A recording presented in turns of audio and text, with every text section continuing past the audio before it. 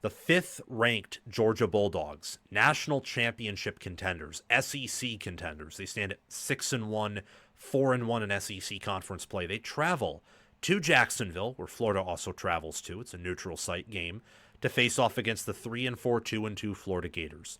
These teams are coming off a bye week, and I cannot stress enough that while the line, Georgia minus 7.5, could look fishy, as Georgia is power rated several more points than that ahead of Florida on a neutral field. Before I continue, liking the video, watching the video all the way through, and commenting your thoughts down below are the best ways to support the channel, as they help push me into the algorithm, help me to receive a larger paycheck that I can use to reinvest in producing elite analysis for you all. Subscribing to the channel, hitting the notification bell, sharing the video around, and supporting us in other ways that you can find out via the description are other awesome ways to support our operation at College Football with Sam. We are becoming the best. We want to be the best. Thank you all for making that possible. This is a rivalry game, and they fired Napier entering the bye. I imagine that the potential for the interim head coach emotional boost, especially given the rivalry spot, could come into play here. So I want to caution people on that. This line is sketchy. It's sketchy for a reason. Both these teams are coming off a bye. We don't know how Florida is going to exactly play with Billy Gonzalez as the interim head coach. And Florida has shown that their defense can be a mean, nasty unit. And that Texas game showed that their offense has some oomph to it as well. I really think Florida's problems had more so to do with Napier than their personnel or even parts of their staff. Georgia, they're the favorite here. So I want to start off by talking about Florida, the underdog, and then move into talking about the favorite. With Florida, it's been a season of highs and lows. The high, obviously, beating Texas, top 10 Texas at home, and controlling and dominating most of that game. The lows being just about everything else. Losing to South Florida, losing to a mediocre LSU, losing to Miami, getting dominated by Texas A&M in the second half, barely beating Mississippi State, a game that Florida should have lost if not for Shapen throwing a pick. Florida has been poorly mismanaged, poorly coached. I was not one to think that Florida would go to the playoffs in the preseason, unlike many, but I did buy into the fact that they were talented enough to win 7 games, or maybe even 8 games in the regular season. That's probably not happening here, looking at the fact they have to play at Kentucky, at Ole Miss, they have to host Tennessee and host Florida State, on top of playing Georgia neutral field. Even if they split those games, 5.5 wins, 6.5 losses, there's a chance that they go, they still miss a bowl game, even if they, win 2 of these final 5 games, and that would be impressive. Even if it were Florida State and Kentucky, the weakest of their remaining opponents, it would be impressive solely because of how tough this gauntlet has been. This is one of the toughest schedules in America. South Florida is one of the best G5 teams. LSU, I know, is overvalued, but Miami's a top 10 team. Texas is top 15, top 10 power ratings-wise. A&M's top 5 in power ratings. Georgia's close to that level, and Tennessee and Ole Miss are probably top 15, top 20 at the worst in power ratings. Florida has a massive opportunity here to not only get one step closer to bowl eligibility, but also spoil Georgia's season. Knocking off Georgia here would effectively push the Bulldogs out of the SEC championship game conversation, and it would make the rest of their schedule entirely made up of must-wins if they want to go to the college football playoff. For the Georgia Bulldogs, outside of that loss to Alabama at home, where Georgia did have a chance to win, they just bungled some opportunities. They've controlled Kentucky, controlled Auburn at the end of the day, were able to overcome Ole Miss, overcome Tennessee. They have had some close wins for sure. They are 2-1 right now in close games, and I would actually argue it's probably 3-1. That Auburn game was pretty close. This Georgia team, there's a chance they are overvalued relative to their ranking, and that priors and recruiting rankings and the logo carry more for them than their on-field results.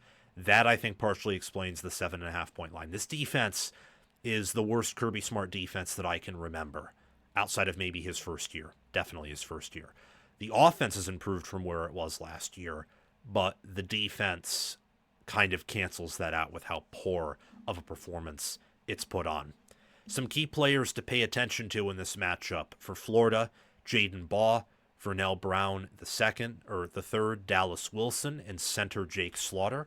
Defensively, Miles Graham, Bryce Thornton, Devin Moore, Caleb Banks, and Tyreek Sapp if they are healthy. Pay attention to those players. For Georgia, Gunnar Stockton, Zachariah Branch, Drew Bobo. Know the names of those three offensive players. And defensively, it's Christian Miller at D-tackle, linebacker C.J. Allen, and safety K.J. Bolden.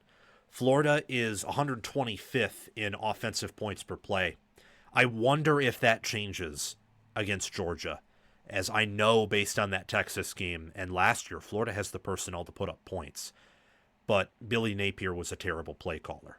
Defensively, Florida's allowing 0.344 points per play, which is 52nd. I sort of feel like after the A&M game, and with how poor Napier's play calling has been, at some point the defense quit. At one point in the year, they were playing as if they were a top 5 defense. I wonder if they return to playing at that level in this game. It's a rivalry spot. Florida has not beaten Georgia since 2020. They've never won in the Billy Napier era. They never will. But what if, under an interim head coach, a motivator, someone who's been a coach at Florida under Urban Meyer as a GA, or under both Dan Mullen and Billy Napier as a wide receivers coach, can they muster up enough energy to come through and earn a win in a big way? Florida, I do think they'll be able to get Georgia at times through the air, and they'll put up a good enough effort defensively to eliminate some threats that Georgia provides and limit how many points they score. But Georgia's staff is better, and Georgia's run defense, I think, is going to be the non-negotiable that really puts Florida as a round peg in a square hole. And that's where I think this game will be competitive for a half, 3 quarters, maybe even 4 quarters. But Georgia will win, and at some point they will pull away. I do have Georgia winning, but I do have Florida covering. I think that Georgia will win by a field goal or 7 points. If I'm wrong here, what will happen is the interim emotions will quickly blow over and Georgia will blow out Florida here. I do think Florida covers, and there is an okay chance that they pull off an upset here. But coaching and roster talent and fundamental soundness matters, and Georgia is better in all of those categories. As for the SEC standings, Georgia needs a win here to get a shot to go to Atlanta, and a win here certainly helps their odds at reaching the college football playoff. As really after this Florida game, and we looked over it, the only real challenge left on their schedule, I mean, maybe Mississippi State can be a challenge, but really the biggest challenge after this game would be Georgia Tech. A Georgia Tech who may enter clean old-fashioned hate with an 11-0 record. 10-1 Georgia versus 11-0 Georgia Tech. That's something that we identified actually as a possibility in the preseason, and the fact that it's coming to fruition, that is amazing. As for Florida, a win here puts you at 4-4 with a winning record in the SEC, and your chances of going bowling, I think, become likely if you do somehow pull off an upset here. Again, I'm picking Georgia to win, but picking Florida to cover and keep this thing close. Thanks for watching this video. Make sure, if you haven't already, to like the video, subscribe to the channel, hit the notification bell, comment your analysis and thoughts down below so I can reciprocate my thoughts with you in the comment section, and check out anything on these end screens that are up here, whether it's a recommended video or playlists for teams that I'm talking about in a preview, prediction, or a reaction. Make sure to hit the notification bell on those, scroll through them, and watch any suggested videos if you are interested. Thank you for helping college football with Sam become the best and the biggest college football brand and channel on YouTube and other social media platforms. We will reach that one day because of your support.